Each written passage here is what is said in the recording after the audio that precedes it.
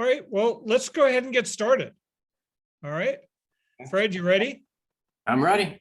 All right, very good. Well, hello, everyone. I'm Ken Knickerbocker, publisher of American Community Journals, the parent company for Vista, Montco, Delco, and Bucksco today. Joining me here on the stage, our virtual stage, is John Durso, our Chief Operating Officer.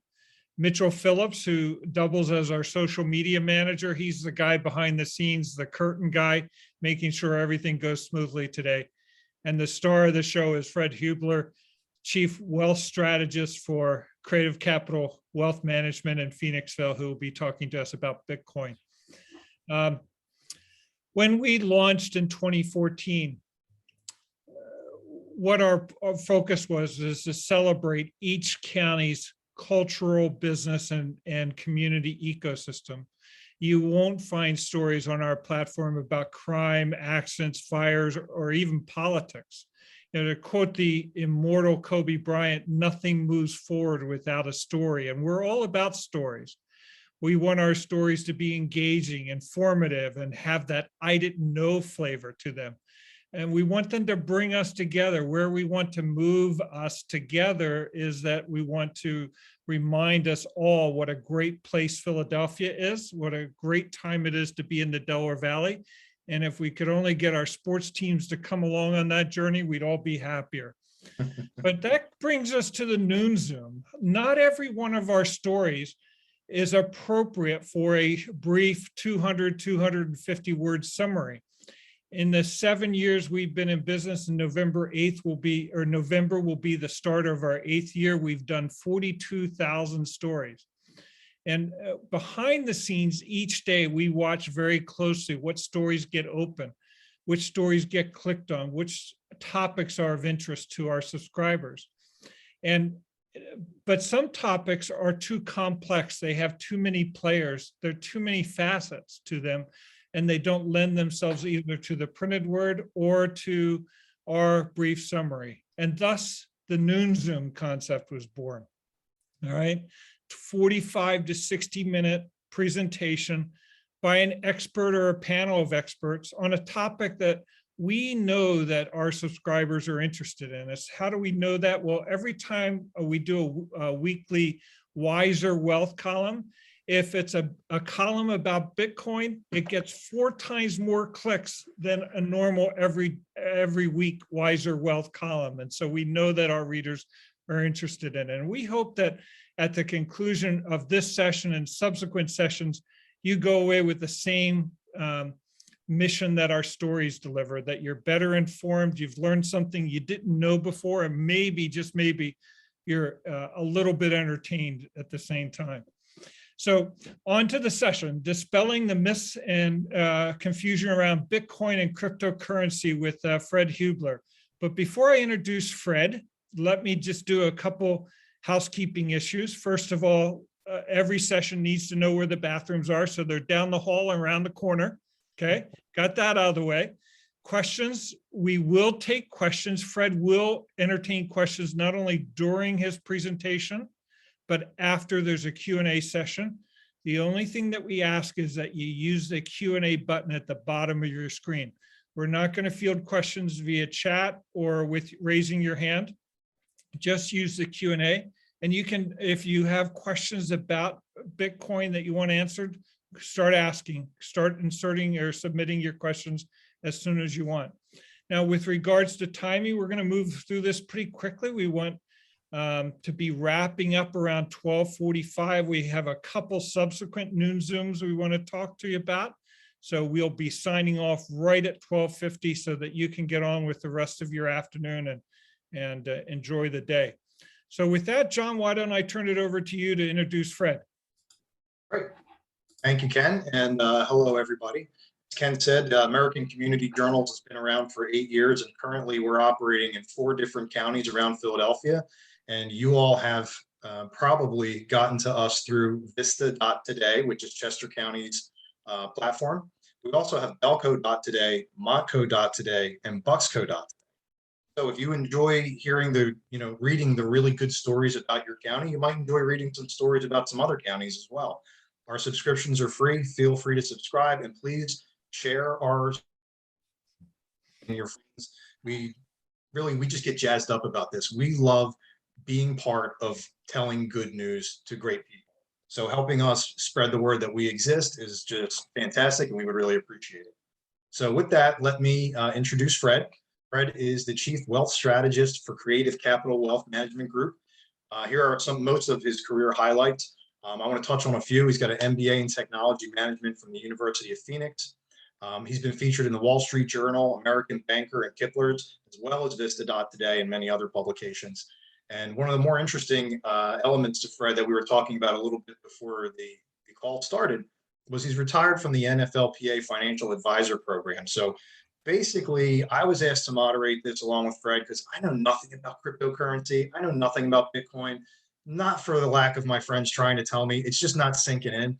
But Fred thinks if he can teach this stuff to NFL players, people like me are going to get it. So I am really excited for this presentation. And with that, I want to turn it over to Fred. And also, if you have questions for the chat, please start putting them in. And I believe we do have sound. I did get a text from a friend that said that they don't have sound, but hopefully everyone does. So Fred, with that, I'll turn it over to you. And we can thank you, John, Ken, Mitchell. Thank you very much. My intent is, first, we got to get through, the legalese. This is not an investment seminar. I have nothing to sell. I could care less if you do Bitcoin. I'm here to educate in a way that you understand it. This is meant to be a workshop. If you have an advisor, talk to them about whether or not you should buy it. So this is the only way my compliance officer would let me talk about Bitcoin, because this isn't my full-time job. I didn't pay to be here. Ken didn't pay me to be here. I offered because I've done this before. And obviously, if I can explain things to a football player who's in the equivalent of a car accident every weekend, I believe I can do that to the Vista readers that are here today. So we're going to talk a little bit about, Bitcoin and crypto and go over some myths. I'm going to use some really hard questions. Like, we're going to address some really hard questions in a way that hopefully you understand it. And my intent is that over time, you will go to a party or you will have an event in your neighborhood, and I guarantee you there'll be that one person that's talking about this. And whether it's your neighborhood, whether it's a business, a gathering, I want you to have the ability to be conversationally intelligent. So you don't have to, go tit for tat, and you don't have to argue or whatever. It's very hard to understand something when it's not fully baked yet. So one of the analogies I use is cryptocurrency and Bitcoin is very similar to the internet in 1992. The internet in 1992 was clunky. You would rather go to the yellow pages to get the carpenter's phone number than go on the website. And the guy probably wouldn't even had a website before. And you have to dial through AOL. I think all of us, not Mitchell, but the rest of us older people can still hear the modem screech, So that's kind of where we are right now with Bitcoin and everything. And one of the analogies, I'm going to use analogies because that's how you can dumb down some of the stuff. There are weeds that are very technical that we're not going to go anywhere near. So at the end of the day, blockchain is the technology behind all the cryptocurrencies. Bitcoin, Ethereum, Dogecoin, whatever Elon Musk is talking about. It's really based on a concept that's called blockchain. And all blockchain is a system of recording information that makes it difficult or impossible to change, makes it hard to cheat the system. No one person controls it. And a good analogy is right now, the internet, there's not a lot of ways to have scarcity. So if I have a picture, and I'll throw Ken under the bus, a picture of Ken doing something he doesn't want anyone to see. And I say, hey, for $100, Ken, I'll give you this picture. He doesn't know if it's in my cloud, if I send it to my wife, if I put it on Facebook. And so what blockchain does, it's technology that allows scarcity of a digital asset. That's all it does. And the scarcity means if that photo was on the blockchain and I'm selling it to Ken, when he buys it, he has it. I no longer have it. I can't see it. I can't touch it. I can't bring it back. I can't modify it. He bought the picture. So that's an analogy. Again, that's not really what Bitcoin's doing, but that's the idea behind it. So if you think of blockchain as the app store, we all can relate to an app store. All Bitcoin is an app in the app store. All Ethereum is an app in the App Store. So you can spend the rest of your life understanding blockchain and it won't get you anywhere. It's basically back when the internet was started, no one really cared about internet protocol and HTTP. You just needed to know, what does it do? So I'm not going to tell you how the clock is made. It's fascinating, but doesn't change your life. What will change your life is how blockchain is going to be used. Obviously, if you got into Bitcoin early enough, it's already changed your life. It was under a penny. And as of yesterday, it was $66,000. So something under a penny that's now worth $66,000. You can convert it today into dollars and walk away. That's real. That's what's in there. So I'd like you to have some conversational intelligence. And as we go through, ask some questions, but I won't get into technical answers because it doesn't matter for this conversation. So I hope that makes sense. Very quick, just, there's a lot of things about it. I'm not going to spend a lot of time on blockchain because that's not the interesting part of it, but it is the foundational part of it. It is programmable, which means there's going to be something in our lives going forward called smart contracts. And they're already being worked on. Some companies already have them, but here's how it would work. I love, I don't know if you can see it over here, but they're my Eagles tickets right there. My season, that was the Super Bowl season. But let's say I have Eagles tickets and I want to sell them and Ken wants to buy them, but we don't know each other. Again, internet, you can't trust anybody. And so I don't know if he's going to pay for them. He doesn't know if I have them, but enter into a smart contract. And I could say something, I basically go on a website and say, I'll sell my tickets for this price, automatically do it. And Ken can say, I'd like to buy the tickets, and that's a price that's fine. That contract, when it's completely done, we'll need no ticket master, we'll need no third-party validation, we'll need no intermediary. It will just be a smart contract. And so that's where the programmable comes in. The secure part is every transaction for all time is in the chain. So again, think of it as a database that's spread out everyone. It is anonymous so that I don't know it's Ken and Ken doesn't know it's me, but the nodes, which is get technical, we know where it went and we know where it came from, which means it is very secure. And the way that it is secure, and you heard of Bitcoin mining, and we'll talk about that in a little bit. It's secure because every computer in the world that is mining Bitcoin, which is how they register, they do that database, they clean it up, they make sure the transactions are accurate. 52% of them have to agree that the transaction was valid. And we don't know where 52% of those computers are. So it is so dispersed that it is almost, it is absolutely unhackable, because the only way you could hack Bitcoin right now is if you had physical control over 52% of the computers in the world that no one knows where they are, and you have physical control, like you actually can go there, which again, the first day Bitcoin and it was out probably was predictable, and it was on 5 computers. Now God knows how much it is. And as of yesterday, Bitcoin is $1.2 trillion of value. So if it was going to be hackable, probably would have been hacked when it was $1 billion. So, so this is just, I'm not going to read this to you, but this is why, and this is the technology that's behind the scenes for all of the cryptocurrencies. And sadly enough, if you add smart contracts, if you add blockchain technology with artificial intelligence, it is not out of the question that in 3 or 4 years, Siri will look at my calendar and say, hey, you can't go to the Eagles game on Sunday. You got your kids, you got Boy Scouts. So I'm going to list this for sale automatically. Like that's where things are going. And that's not 1992 internet. That's the internet right now. So these technologies will slowly become normal, commonplace. And you're just going to be like, oh, well, 5 years ago, Fred told me this was going to happen. It's going to be getting that way. And it's the blockchain that's making it happen. And maybe or not, it's Bitcoin. So we'll talk about Bitcoin because that's the $1.2 trillion elephant in the room. I used to say it was the $1 million, but that was way long ago. Hey Fred, how many different types of cryptocurrency is there? Too many to count. Like there are cryptocurrencies probably coming online on a daily basis. And what everyone's looking for is the next penny Bitcoin that will go to be 66,000. And I'm not saying they're not out there, It is the only two that we ever suggest clients even consider.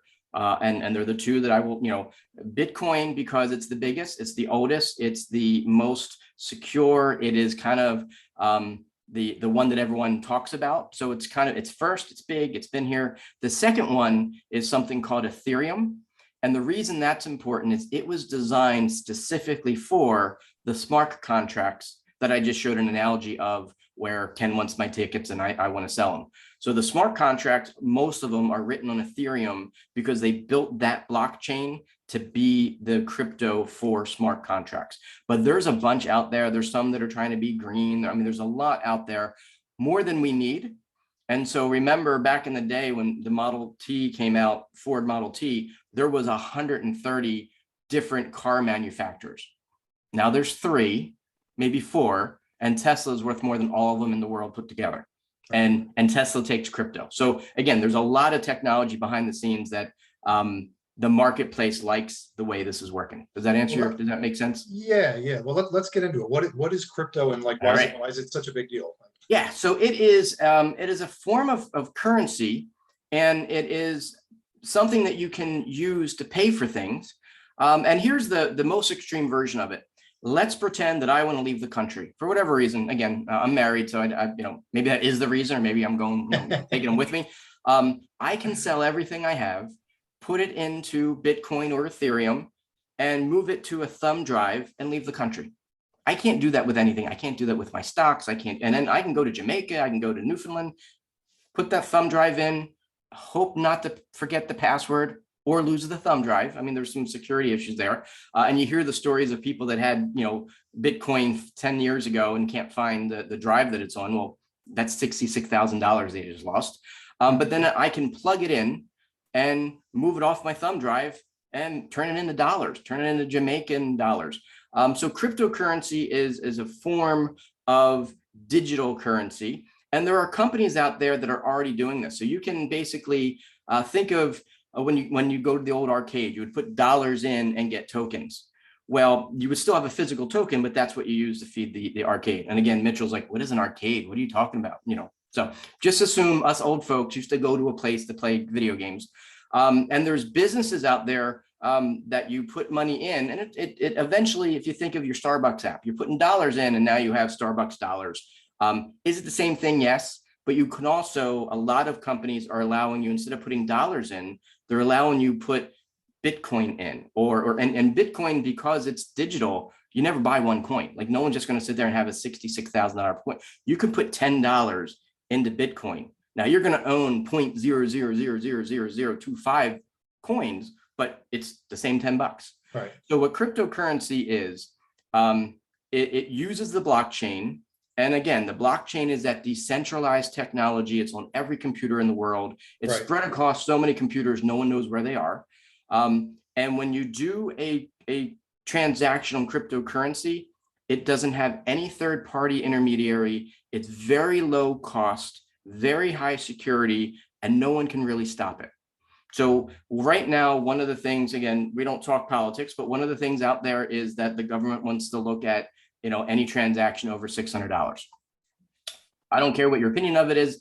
At the end of the day, if you don't want to be part of the government's, of the banking system, you can just go on to crypto. Now, cryptocurrency, the downside of cryptocurrency is the volatility. Yes, it's worth 66,000. I think a month ago it was worth 56. Like, it is a huge swing. And in my example of selling everything and putting on a thumb drive, when I get into Jamaica and plug the thumb drive in, I might have twice as much of money because it went up. I might have half as much as money because in the meantime, on the flight from here to Jamaica, I'm picking Jamaica because it's blue water. Anywhere with blue water is where I'd be plugging that thumb drive in. On the flight, the cryptocurrency could have been up and down. And so that's really until cryptocurrency, especially Bitcoin, starts to stabilize. And a lot of reports are showing stabilization at $250,000. The other interesting thing about Bitcoin, as an example, is that it's only going to have a certain amount of coins. Like, it is a finite number of coins. And you can't say that about the dollar. I mean, I think the dollar is probably just print more dollars, dollars every day. So yeah, I do want to move on to what Bitcoin is. I want to remind everybody, please do us a favor and use the question and answer section for your questions. I see a lot of great questions coming through on the chat. But to make it more efficient for us to make sure Fred gets to everything, or as many as we can, we want to have them in a centralized place. So please use the Q&A and just move your questions over to there if you don't mind. Okay, Fred, so we talked about cryptocurrency, we talked about blockchain a lot. So now get into Bitcoin specifically. Perfect. So Bitcoin is the grandfather of cryptocurrency. It's a digital currency created in 2009. It's created by, and this is where it starts to be weird, created by an unknown person that used an alias of Satoshi Nakamoto. So he still hasn't shown up. If Ken, it's don't you even go, he. Ken, you go by that name, I think. No. I've heard you at meetings. Go ahead, Fresh. So the good news is, so he's either a genius, or he's living with his mother somewhere, or he's dead. Like there's not many options of it. We may never know who he is. In the beginning of Bitcoin, it was a risk of what if this guy just made a database that once we all put money into, he can take away. Again, now it's out of his hands. He can't have control of the 52% of computers. No one knows where they are. So it is absolutely no longer his. If he has some coins, they're the same coins that'll be in the registry. It's no different than if you bought a coin back in the day. But remember, there's a number of coins. So he can't have extra coins that are already accounted for. So I hope someday in our life we will see it. But Bitcoin is the 800-pound gorilla, or I can honestly say the 1.25 trillion pound gorilla. It operates free of any central control or any oversight or any bank or any government. That's the part that I think scares the establishment, whatever you want to call the establishment. And the more likely you are China or India or some place that doesn't want your people to have freedom, the more in demand cryptocurrency is, because you don't have a bank to go to, because you don't have the right credentials to open up a bank account in China or in Russia. But if you have an internet connection and an app, and we'll share with you the app that I personally use, you can get into any crypto and you can buy and sell it.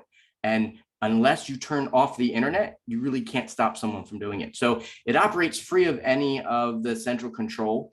And instead of relying on peer-to-peer software, that public ledger records all of the Bitcoin transaction and copies it on all of those servers that are mining it. So that's when you're mining it, it means you have a computer set up to go through the registry and validate the transactions. And it takes a lot of computing power because number one, it's $1.2 trillion of value. Number two, every transaction, at any point, everywhere is on the registry forever. So think of it as every day, it's just getting bigger and bigger and bigger. So the mining, which is that analysis to make sure that the transactions are good, is taking longer and longer and longer. And the people that mine are doing it because they get paid automatically by the code. They get paid in fractional Bitcoins. So why do miners mine? Because they get paid in Bitcoin. And so that really helps. Right now, there's 18.78 million coins. There's going to be 22 million coins total. And that is it forever. So Fred, we are addressing a bunch of questions in the chat at the moment, or in the Q&A at the moment. So one was, does each crypto have a finite number of coins? The ones that I know of absolutely do, because they're all using Bitcoin as as the poster child. But you'd have to look at it because it's not necessarily, there could be ones showing up today or tomorrow that don't. Because kind of like when there were 150 car manufacturers back in the day, there's some people that are just trading off of the buzz of crypto. They're not really trying to make a new coin. They're just trying to get you to put into their crypto because they have a movie star as a poster child. So I would say watch it and Google it and make sure it's valid. I can tell you that I personally own Bitcoin and Ethereum, and they're old enough and institutionalized enough for me to feel safe about them. So there is no fully stable one, but it sounds like those are the top two that are most stable. Right. And they will get stable as the price and the supply and demand kind of balance out, if that makes sense. Yeah, so that's sort of a way to track the market, but there really is no predictability. Yep. And at this point, let me ask you, how do we go about buying it? Because lots of people have asked in the Q&A at this point, how do they purchase? So there are multiple phone apps that are secure because you have to use your thumbnail or your face. And Coinbase and BlockFi are the two big ones. I used to buy everything on Coinbase. I moved to BlockFi, and there's a link that John's going to share with all the attendees. BlockFi lets you buy and sell, any of the major coins, but while you're sitting on it, they pay you interest in the crypto. So my Bitcoin is earning interest in Bitcoin, and my Ethereum is earning interest in Ethereum. And the interest rate's been 4 to 5%, but it's a savings account, if you will, because I'm not locked. It's not a CD. So Right. Those are the two that I would say are legitimate, that aren't going anywhere, BlockFi and Coinbase. And there's a link that John has that will give everybody. So I just put the link in the chat now. So one of the questions, again, I want to hit all of the, and we'll send this to you. Bitcoin is a bubble. Well, a bubble is an economic cycle that has unsustainable market value. And the Dutch tulip mania, there wasn't enough demand for the amount of tulips that were, bought and sold. Bitcoin is different than that because it has, and at some point, Amazon stock's been down to $5. So it's not like it's a unique story to Bitcoin. Bitcoin oscillates, form a pattern that is typical of a young market. Bitcoin is still a very young market, and it will surge and recede. And obviously this week it's surged, but the swing should get smaller as more people adopt them. And one of the things that I am counting on is Bank of America, as an example, was doing white papers on how any crypto is kind of going to come and go, while at the same time they were creating a fund to let their investors invest in it. So I follow the money. You can poo-poo something all you want, but if you're making a product to do it, maybe you were poo-pooing it to keep the price down before your product came out. I'm just throwing an idea out there. I don't want to get a cease and desist letter from Bank of America, but you can look at it. There's a lot of funds, a lot of places that were anti that now have something in the space, and I question that. So I do not think it's in a bubble. I do think there's still some volatility there. Has no real world uses. So it used to be, and has a history of making you can make payments to anyone in the world without a bank or payment processor, without being vetted as owning an account. And yes, when it was started, it was the tool used to buy things you shouldn't be buying from people you shouldn't be buying from. So we're talking bad stuff, drugs, child pornography. It is now less than 2.1 of Bitcoin transactions are criminal enterprises, but about 12% of cash is criminal enterprises. There's a huge cash only industry for just criminal endeavors. So Bitcoin's actually safer, at the end of the day.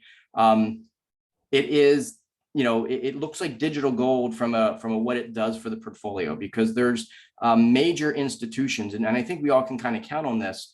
There's people with trust funds that are going to their financial advisor saying, why don't I own any Bitcoin? Why don't I have any? So once that starts to be a cacophony, you're going to see legitimate, institutions saying, okay, we need to get into this because our investors are demanding it. And they're demanding it because it went from $0 to $66,000 while we're all watching. And again, that's not, and that 66,000 is before it's really been implemented everywhere. So I would not say that has no real world uses, because it's worth $66,000. You can put a down payment on a Tesla with Bitcoin. Like, there's now more and more companies legitimately accepting it. And if you're going to say it's a bad store of value, I don't know anything else that went from a penny to $66,000. Like, every argument people have is a valid argument until you look at the numbers. Now, whether it can go from 66 to 0, I don't think it can go backwards. It can go up and down, because there's people there around the world, maybe not in America, that love the fact that they can have a transaction and they can, do commerce with people without having to have a bank account for whatever reason. Maybe they can't get a bank account. And again, it's a global currency that's not tied to the dollar, and the dollar is not tied to anything anymore. At least Bitcoin has a limited amount of supply, and it's more accessible to everyone than pretty much everything else. And I want to make sure, we leave time for additional questions and that I stay on track. So the Bitcoin code is hard coded to be scarce. Again, it's going to be limiting supply the whole time. So at some point it will stop growing, and the amount of supply, and if you think of market 101, supply and demand, if the demand starts to go up because it is being used for those, smart contracts, and it's being used to buy, coffee from Dunkin' Donuts, and at the same time, the supply of coins have been capped at 22 million, the price will go up because of just supply and demand. I hope that makes sense. Yep. All right. So will it be replaced by a competitor? They have tried, and they have tried more than once. It is the most successful digital money. And the reason why I say Bitcoin and Ethereum is it may be replaced, but it's very tough to replace a market leader. We're always going to have Microsoft computers because of the run up in the 90s and 80s and 90s of Microsoft being everywhere. It's just hard to outwind that. And if you're going to build a system to accept cryptocurrency, chances are, if you're a company spending money on it, you're going to build that system on the cryptocurrency that's the most readily available, that's the oldest, that's the largest, that's the most secure, and that's Bitcoin. So whether it's going to be the only one that we use 10 years from now, probably not.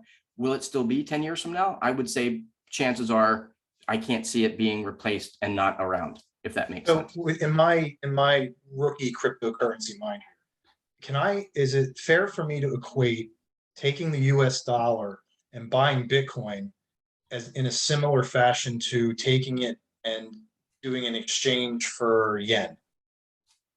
Yes, It's a another good form of analogy. money. All currency, all fiat currency now is only backed by the promise that someone else will take it. All currency around the country, around the world, is a shared hallucination.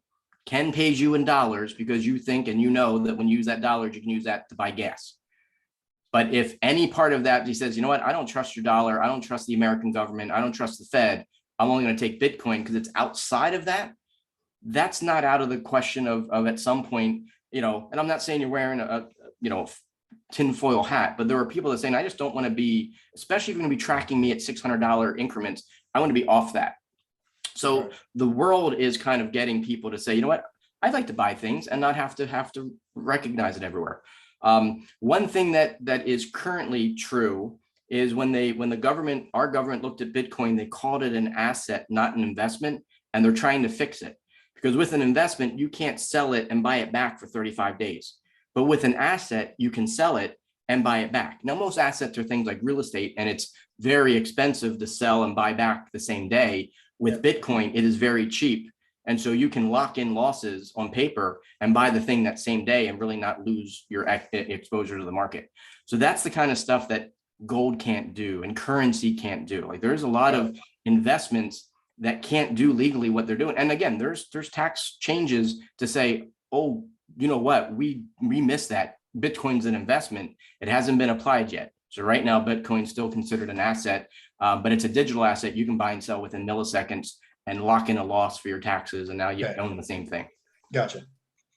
All right. So I want to make sure, that we cover some of this.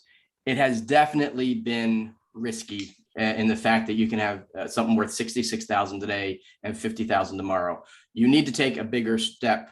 Where is it going, and is it there yet? And outside of me, Google it. Most price, when will and how will Bitcoin stabilize? Most say it'll be stable about the $200,000 to $250,000 value. So it's at 66 today. It might take 100 years to get there. It probably won't. It may never get there. But with a market cap of over 1.25 trillion and demand that's not diminishing, there's a demand for a decentralized way of buying things and paying for things. And as taxes get higher, again, you're taxed on Bitcoin. So not we're getting avoiding taxes, but you might want to just have money that's not in gold, because gold's expensive to buy, it's expensive to hold. You really can't sell a piece of gold. You can't, no one's going to be taking 3 shavings of gold to pay for things, but you can do that with digital currency. And we basically think it's a stabilizing thing. It's not yet mainstream. And the more it becomes mainstream, the more people are talking about it, the more people are buying it, the higher the price is going to go, just because of supply and demand. And The mining of it that we talked about, that's an ongoing, there's industries on mining now. It's so big that there's entire warehouses full of computers that mine. So is it a gamble? I don't think it's a gamble no different than anything else. Right now, the stock market is all-time highs. Do I think that's a gamble? The answer is absolutely. And the stock market thesis is buy, hold, and hope. And at least with Bitcoin and any crystal currency, there's an embedded business behind it. There is a value from a business to accept Bitcoin because it's instant and you're not paying Bank of America transaction fee. And as companies are looking for ways that they can commerce cheaper, you don't get cheaper than cryptocurrency as long as you're comfortable with the current changes in value that is pretty extreme. The dollar doesn't go from $50,000 to $66,000, $50,000 to $66,000 in a month. Bitcoin did and has. Right. All right. Isn't secure? Hopefully you guys, the answer is absolutely. It's the most secure thing that mankind has ever made because it is everywhere and no one knows where it's at. So all those miners, if I had the Bitcoin registry and I was smart enough to add in that, Fred has 100 coins, unless that same transaction is on 52% of other computers at the same time when they're mining, it'll just get rejected. Fred, let me clarify one thing. What you're saying when with the slide says Bitcoin isn't secure, you're saying that Bitcoin is the most secure thing from hackers, but from a volatility standpoint, it's still Correct. volatile. Okay. Correct. So it isn't secure from a value, like it will go up and down. And what we tell people is 1 to 3% of net worth at the most, and don't put anything in it you can't walk away from if it goes to zero. And you'll either have a great story over a beer, or you're going to say, you know what, I got into this when it was, and you can get into it for $25. The link that John shared with you, there's no minimum. You can buy $1 of Bitcoin if you wanted, or Ethereum or whatever. The nodes are also dispersed around over 100 countries. So a lot of the mining is in Newfoundland, where the electricity is free because it's all geothermal. And that gets us to the next one. It is actually less intrusive than gold. I mean, you think about it, gold is you're going into the ground, people are dying in the mines. This is all digital. And over time, if you're a miner, you want to be mining for the cheapest amount of electricity needed to mine the Bitcoin. You're going to mine where the electricity is cheap. And right now that's Finland and Newfoundland, where they have geothermal free energy. So you're seeing a huge amount of new businesses starting up in Newfoundland because they can plug in and it's free. And geothermal is very clean. So it is absolutely not bad. And no cryptocurrency is bad for the environment if you're mining it where electricity is cheap. Now, if you're doing, in the middle of India, you're doing Bitcoin mining, you're paying through the roof because it's very hot in India. And I'm using that as an example. The marketplace will pretty much self-adjust that you wouldn't mine in India because it's too hot and you have to keep the servers cool. So now you're paying for air conditioning, right, to keep a machine clean. So it automatically self-adjusts. So Fred, one little thing popped up in the chat, and I'm glad you got to your questions here. So do me a favor, go back to your first slide with your first statement. Which one was that? Next one. Go forward. So we got. Go forward. You want the blockchain? Right after blockchain. Right. So this was your first slide. Now, this was your first slide explaining blockchain. Your next slide is a question, and then get into the slide of your first myth. Keep going. Okay. So for people that are a little bit confused, what is on your screen is the myth that Fred is dispelling. It's not Fred's statement or recommendation. Fred isn't saying these are all the right. These are all the myths. Right. So blockchain is a bubble. Go to the next one. I just want to make sure people are on the same page. So technically it's not a bubble because it still has economic value, where the tulips that were $16,000 a tulip or whatever the, inflation adjusted, it was ridiculous pricing for a tulip. No one pays more. Fred, just go through this. Right. So Bitcoin has no real value. Myth. Go to the next one. Bitcoin doesn't have real value. Myth. Bitcoin will be replaced by a competitor. Myth. Okay. So everybody watching along, I just want to make sure we're all clear that he's not saying this. These are the myths that he's been dispelling. Yes. All right, let's go to the end. There's some really good questions here. So, Ken, correct me if I'm wrong. We said we were going to stop questions at 12:45, correct? Exactly. Great. All right, first question. What happens if the United States declares that crypto is illegal? Great question. cat's already out of the bag. So unless they can stop you from using the internet, because remember, the coin isn't here. The coin isn't in a bank account that they can control.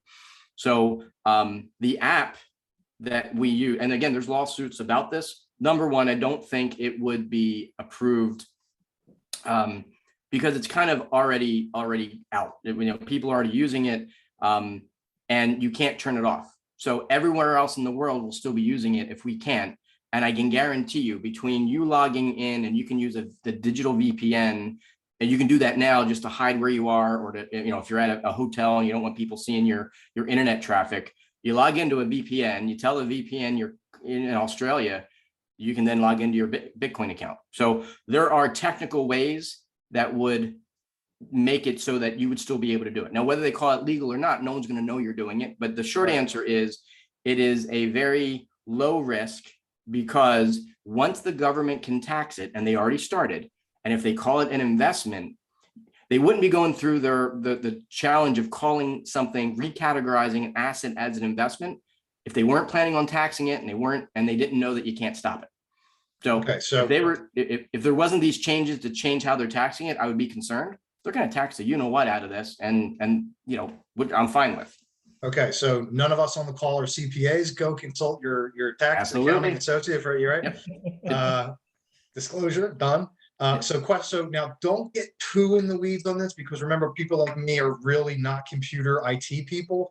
But there were a couple questions around mining. Like, when you say they're mining for something, it's a computer in a warehouse doing something that is called mining, but what is it? What are they doing? So the blockchain is a database, and since it has every transaction ever done and every transaction currently on the network globally, the work involved, since there isn't one computer, or you're not logging in the Bank of America mainframe where they, you know, do all the transactions and reconcile it, the mining is the reconciling of the transactions. So it's code running to make sure the integrity of the blockchain is good. And what they look for is this transaction on the node everywhere, or just in Ken Knickerbocker's, you know, he went in and said, I have 100, you know, Bitcoin. Well, the second they compare that to the computers that are out there and say, well, it's only this in this one computer, it's an invalid, you know. So mining just is validating every transaction on a constant basis. And the bigger the blockchain, and so the blockchain, basically, the reason it's called a blockchain is my transaction for me to transact with Ken is now on the blockchain. And when Ken then transact with John, it's the second, hypothetically, if there's no other transaction, it's the second thing. So we're going to know that when it got to Mitchell, that was 3 transactions ago. So consider that globally, worldwide, that's a lot of stuff to take, you know. So it's not mining for, you know, you're getting paid to do those transactions and automatically getting paid in Bitcoin. Okay. So that entices, and that's the genius besides what, you know, Satoshi had done. He created a system that does everything we talked about, but also the system itself self-maintains. There's no one in charge of it anymore. Question, and I'm kind of glancing through the chat here, and I want to try. There's a lot of really great questions in here, and they're kind of they're kind of getting in the weeds. So at the end of the presentation, we are going to give you Fred's information, and you can email him some of these questions directly. But I think the most interesting question for the group as a whole is, if crypto and Bitcoin, if the price of it is constantly changing, how can a business like Tesla accept it? How do they price a Tesla car in Bitcoin when the price of Bitcoin is always moving? So if I need 25,000 as a down payment for a Tesla, all that's going to change is the number of Bitcoin, or the amount of Bitcoin needed to make the 25,000. So from a business standpoint, they're getting the equal exchange of value. The problem is, or the risk that Tesla's taking, and they decided the risk is worth it, is when, you know, that maybe when you do the 25,000 deposit in Bitcoin, it was worth 66,000, and tomorrow it's worth 60. Well, that risk is now on Tesla, not on you. You got your 25,000 of value. So it's not the amount of $25 that changes, it's the amount of coins needed to make the 25,000. Got it. And what Right, all right. the businesses that are accepting it are saying is, we think this will be worth more in the future, so we're willing to take it today, because they don't think it's going to go from 66 back down to a penny. Gotcha. So do me a favor, you have a couple more slides in there, especially your contact info. So go share your screen again. I'll recap really quickly and then kick it back over to Ken. But blockchain technology allows scarcity, and it's of a digital asset. It's the safest form of database management there. Crypto is a digital currency, and investors are asking for it, and so are more companies, right? So there's a whole world of people who are completely in the know, and they know that the world is becoming more virtual. So as the world becomes more virtual, blockchain technology is going to be more prevalent, and it will kick into high gear when more businesses and more people are using it and talking about it. So if that's an accurate summary, I want to thank you, Fred. That was a great job. It was really fast paced. I hope everybody got their questions answered, but if they don't, we'll give you Fred's information. And let's kick it over to Ken to talk more about NoonZoom. Thanks. Very good. And Fred, you have the topic I want you to talk about next on the screen. We have two noon Zooms following up this one. Then the next one I'll talk about in a minute, but Fred's doing another one on November 18th, how the big dogs invest. Fred, tell us about this. What do you have in mind? So my real job isn't talking to complete strangers about Bitcoin.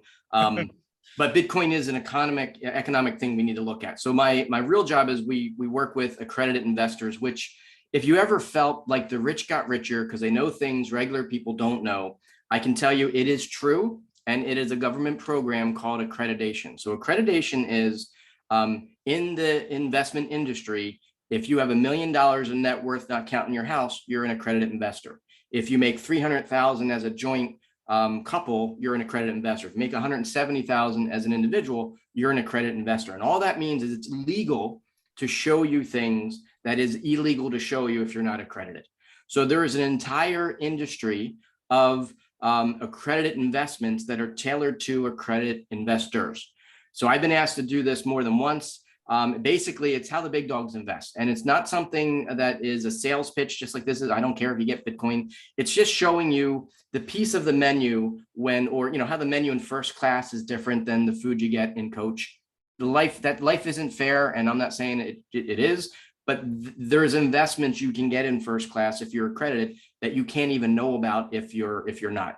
I don't make the rules. I just have to follow them. 18 years in business, that is our niche, because we're never going to be a different mutual fund or a better mutual fund than the Vanguards, the Fidelity. So we just do different, we basically spend our time in alternatives. So they're not for everybody. And what the educational thing that Ken's putting together is going to be a high level overview of what they are, the good, the bad, the ugly. Like, Clint Eastwood will be in that workshop because we're going to talk about the good, the bad, the ugly, what they do, because you really need to understand what they do for investors and why they exist, and then who they're for. There's things that you shouldn't have, even if you are accredited. There's things that you should consider depending on what kind of accredited investor you are and whether you're a working professional or you're a retiree. So Fred, if you are, that'll be on November 18th.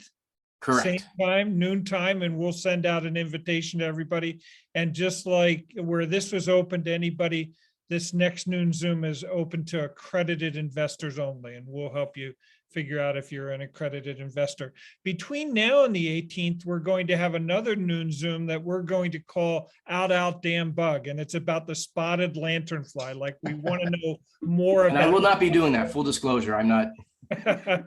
But what's interesting here is Penn State is leading the way in figuring out how to deal with this bug. Not only is it hurting our families and our outdoor activities, but it's starting to impact the $18 billion agriculture business in Pennsylvania. So Penn State's at the forefront of not only the state's efforts, but really the country's efforts to deal with the spotted lanternfly.